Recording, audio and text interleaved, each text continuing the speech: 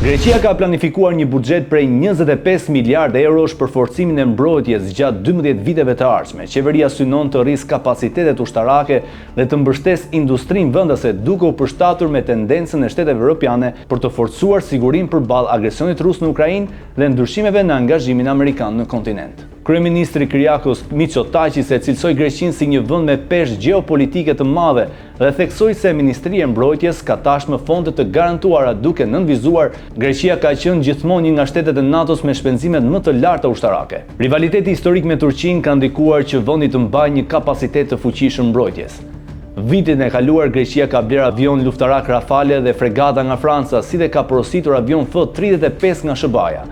Plani i ri parashikon investime në teknologji të avancuara mbrojtje, përfshirë dron, sistem anti-dron, inteligjencë artificiale dhe siguri kibernetike.